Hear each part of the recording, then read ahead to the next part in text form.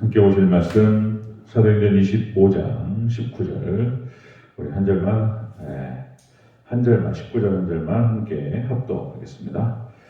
시작. 오직 자기들의 종교와 또는 예수라 하는 이가 죽은 것을 살아있다고 바울이 주장하는 그 일에 관한 문제로 고발하는 것뿐이다. 아멘. 인사합니다. 오직 예수님, 예수님의 은혜와 평강이 넘치시기를 축원합니다. 아멘. 네, 오늘 함께 읽으신 사도행전 25장 19절. 오늘 본문 토대로 바울의 송사에 대한 베스도의 입장이라는 제목으로 말씀 나누겠습니다. 바울의 송사에 대한 베스도의 입장. 사도 바울은 로마 시민권자였다고 그랬죠. 사도 바울은 로마 시민권자로서 가이사에게 직접적으로 재판을 받겠다라고 그렇게 항소를 했습니다. 그리고 로마의 유대 총독으로 부임했던 행정관 베스도는 이거를 수용을 했죠. 자, 그래서 바울에 대한 베스도의 증언은 그런 것이었습니다. 우리가 어저께 살펴봤던 대로 바울이 무고하다는 사실을 알고 있었습니다. 죄를 물어가지고 로마의 법을 통해서 로마에 가면 로마법을 따르라 그랬는데 로마법을 통해서 바울을 처벌할 수 없다는 사실을 베스도는 알고 있었습니다. 물어봐야 증거가 나오는 것도 아니고 전혀 죄가 없다는 사실을 베스도는 알고 있었다.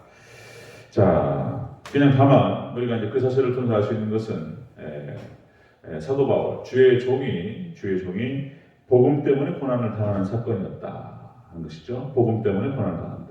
우리도 예수님을 따라가는 믿음의 삶의 여정 가운데에서 악한 어둠의 권세들이 역사하고 그래서 우리가 복음 때문에 고난을 받게 되기도 할 것이다 이런 말씀을 드렸는데 정확한 얘기입니다. 예수님 가신 그 길, 예수님의 제자들 사도들이 따라갔고 그리고 2000년 역사 가운데에서 수많은 죄의 종들과 그리고 하나님의 백성들이 그 길을 따라갔습니다. 그래서 우리도 또한 복음과 함께 고난을 받을 때에 끝까지 승리하는 저와 되시기를 축원합니다. 복음과 함께 고난을 받으라. 사도 바울이 제자 디모데에게 했던 그런 얘기들을 알죠. 자, 오늘 본문은 이 바울 송사 문제, 이 바울 송사 고발건에 대해서 이 베스도의 생각이 어떤 것을 알 수 있습니다. 생각과 입장을. 자, 그냥 유대인들의 종교 문제일 뿐이었어요. 그냥 유대인들의 종교 문제. 베스도가 봤을 때는 그런 겁니다. 유대인들의 종교 문제였고 신앙 문제였을 뿐이다 이런 얘기입니다. 자세히 살펴보도록 하겠습니다. 자, 바울의 송사에 대한 베스도의 입장. 첫 번째로 자기들 종교 문제로 고발당했다라고 얘기합니다. 자, 19절 전체적으로 다시 한번 읽겠습니다. 19절 시작. 오직 자기들의 종교와 또는 예수라 하는 이가 죽은 것을 살아있다고 바울이 주장하는 그 일에 관한 문제로 고발하는 것뿐이다. 바울의 송사에 대한 베스도의 입장은 그냥 자기들의 종교 문제로 고발당한 것이다. 그냥 유대인들의 종교 문제, 신앙 문제일 뿐이다. 이것은 로마법으로 저촉될 수 있는 것도 아니고 그냥 그것 때문에 싸우고 이렇게 하는 것일 뿐이다. 이렇게 보는 것이죠. 자, 여기서 종교 문제라는 표현을 썼는데요. 자, 종교 문제, 이제 베스도의 표현인데 이것이 원어에는 어떤 뜻이냐면요. 이 종교 문제라는 표현을 쓰는데 미신이라는 뜻입니다. 미신, 맹신 그런 뜻입니다. 미신, 맹신. 그냥 사도 바울이라고 하는 어떤 한 사람이 자기가 믿는 신앙, 그냥 자기가 믿는 미신과 맹신, 자, 이것 때문에 고발당하는 것이고, 그리고 고통당하는 것이다. 이렇게 파악을 했다는 거예요. 자, 지금 베스도는 이렇게 기독교가 뭔지, 그리고 유대교가 뭔지, 이런 거 믿지도 않고, 자기가 상관없는 얘기인 거예요, 지금. 베스도는 그런 것입니다. 상관없는 얘기고. 우리 기독교인들, 하나님을 믿는 백성들, 예수님을 믿는 백성들이죠. 우리들은, 성경적인 세계관, 우리는 하나님 말씀으로 믿고 그 성경을 토대로 해서 우리는 모든 것들을 다 바라봅니다. 그래서 성경적 세계관이라는 표현을 쓰는데, 자, 이렇게 성경적 세계관을 가지고 있는 사람들의 우리들의 입장에서 봤을 때, 샤머니즘이라든지 힌두교, 지금 인도가 참 이게 힌두교가 미개한 거예요.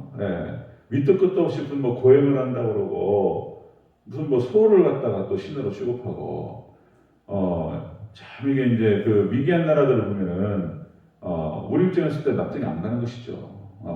그런 것처럼, 베스도 입장에 봤을 때는 뭐 유대교가 뭐 어떻고, 뭐 기독교가 어떻고 이런 얘기 하는데, 자기하고 상관없는 얘기고, 전혀 지금 뭐 로마법으로는 상관이 저촉이 안 되는 건데, 그것 갖고 싸우는 문제를 가지고, 이렇게 보는 거예요. 이렇게. 지금 이제 우리 대화 1지구에, 뭐 대화 1지구도 마찬가지지만, 재개발이 사업이 진행이 되면서, 우리, 주일 오전 예배 드릴 때에 OX 요원들이 자주 왔다 갔다 하시잖아요. 뒤에서 이제 앉아서 이렇게 이제 예배를 참관을 한단 말이죠.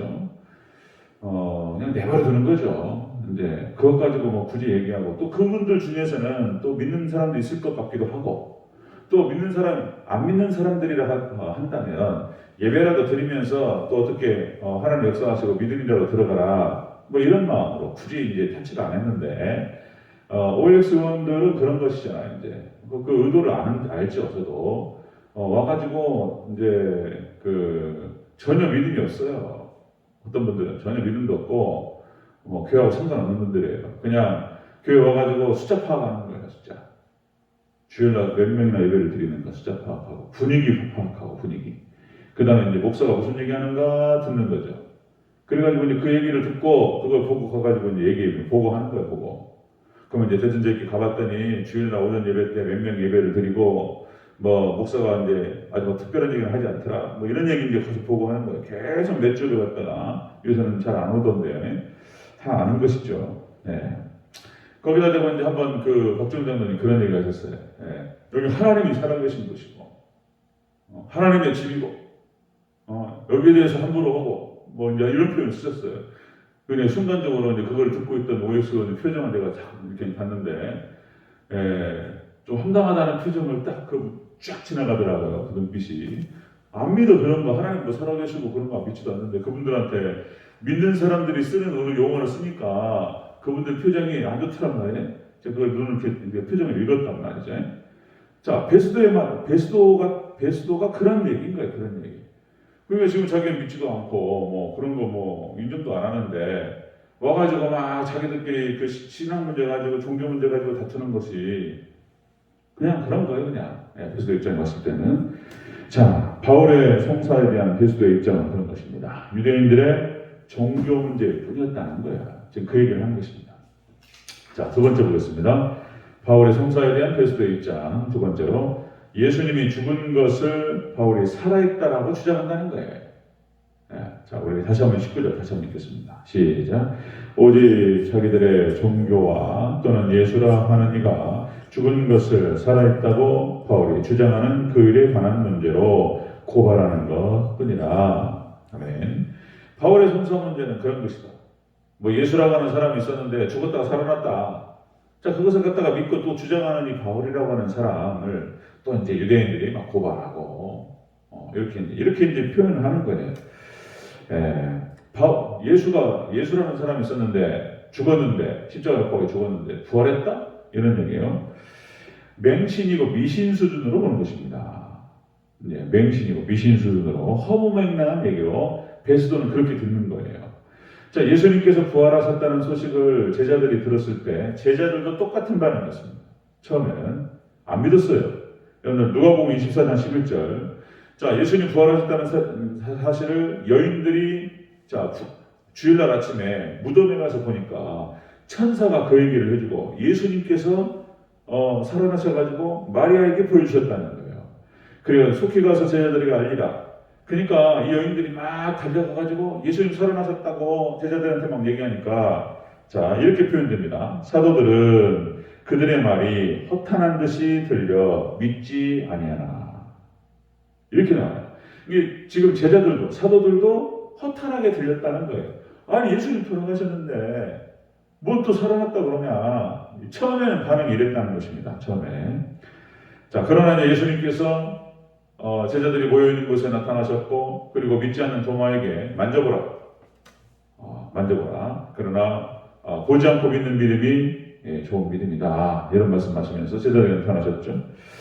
자, 믿음이라고 하는 것은 그렇게 여러분들 하나님께서 주시는 선물인 줄로 믿습니다.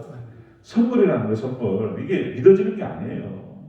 하나님께서 믿음을 주시고 은혜를 주시니까 우리한테 믿음이 생기고 또 이게 깨달아지면서 야 이게 진리구나 이렇게 온다는 것은 하나님의 은혜인 거예요. 은혜.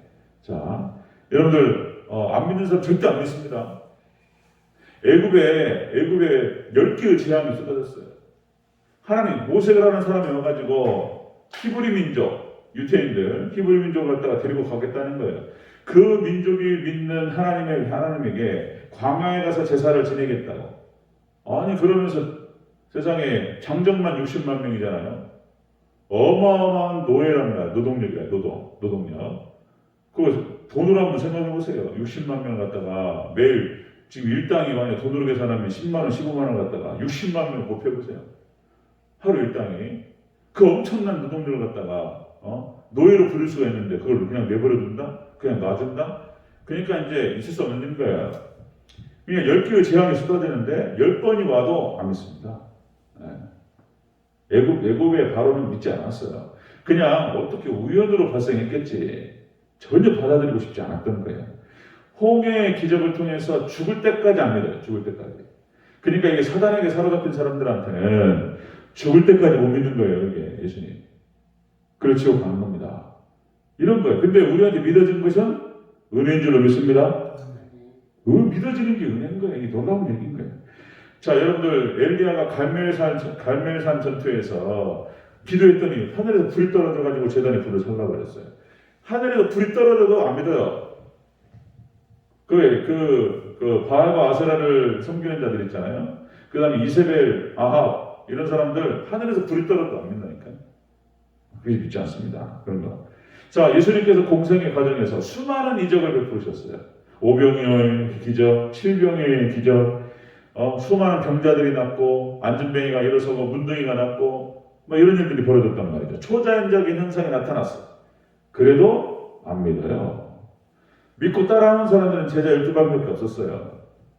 그리고 이제 예수님께서 십자가에 못 죽으셨을 때에 끝까지 그래도 믿음으로 버텼던 사람들은 120명밖에 안 됐어요. 120명. 이 사람들 초대교회 이제 뿌리가 되는 거예요. 씨앗이. 120명에는 믿질 않았어요. 뭐 이런 얘기들. 자, 그러니까 예수님께서 초자연적인 현상을 나타내시고 드러내셨음에도 불구하고 바리새인과 사두개인과 당시의 율법의 지도자들은 관점이 달라요. 불신앙의 관점으로 그걸 보는 거예요. 가장 특이한 거예요. 이렇게 똑같은 걸 보면서도 하나님의 은혜를 깨닫고 믿음의 눈으로 보면서 그것이 또 하나님의 세계가 열리고 진리의 세계가 열리는 그런 사람들이 있는가 하면 어떤 사람은 이렇게 다른 관점이에요. 다른 관점. 저것이 이상하다. 바리새인과 사두개인. 그 당시 율법사들의 관점에서 그 사람들의 마음에서 봤을 때에는 저걸 어떻게 잡아 죽일까? 완전히 다른 거예요. 완전히. 자, 전혀 예수님을 만나지 못했기 때문에 그런 일이 벌어졌던 것입니다. 사도 바울이 똑같았어요. 그러나 예수님 만나고 달라진 줄로 믿습니다. 달라졌어요. 자, 그래서 놀라운 사실은 이렇게 사도 바울을 통해서 로마로 복음이 들어가고 그리고 이제 로마 전역에 수많은 믿음의 백성들이 일어나기 시작합니다. 그러니까 이제 당시에 로마가 기독교를 국교로 인정해요. 나중에. 자, 국교로 인정할 수밖에 없을 정도로 인정하지면 안 될 정도로 기독교인이 많았다는 거예요. 심지어는 로마 황실에도 기독교가 들어간 거예요. 로마 황실에도 그러니까 이게 인정하지 않을 수 없어요. 이게 나라가 안 돌아가는 거예요. 인정하지 않고는. 그래서 결국은 콘스탄틴 황제가 공인을 합니다. 받아들이는 거죠. 국교를 인정하죠. 그런 일이 벌어졌습니다. 자, 그러나 바울 송사에 대한 베스도가 이제 송사를 진행하고 그렇게 재판을 진행할 때까지만 해도 베스도가 바라보는 관점은 그런 거였습니다. 그냥 유대인 종교 문제로 다투는 거예요. 그리고 무슨 예수님이 부활하셨다라고 얘기하는 것이 미신으로밖에 안 들렸습니다. 그냥 맹신자 이상한 사람이 하나 그냥 맹신하는구나 이렇게밖에 이런 관점으로 바라봤다는 거예요. 그것이 오늘 19절에 나타나는 것을 볼 수 있습니다. 자, 여러분들 우리에게 믿음을 주신 것을 감사하시기를 주의 이름으로 축원합니다. 믿음을 주신 걸 감사하고 그리고 하나님의 세계, 말씀의 세계 이것이 진리라고 하는 사실 자, 이것을 우리가 역사적으로, 뭐 과학적으로도 증명하고 입증을 시켜 나갈 수 있도록 제가 노력할 거예요. 놀라워요.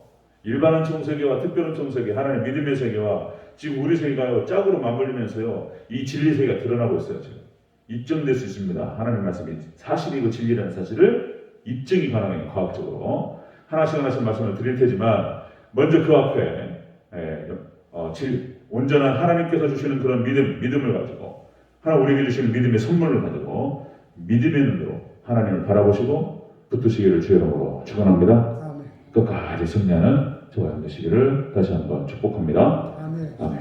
기도하겠습니다.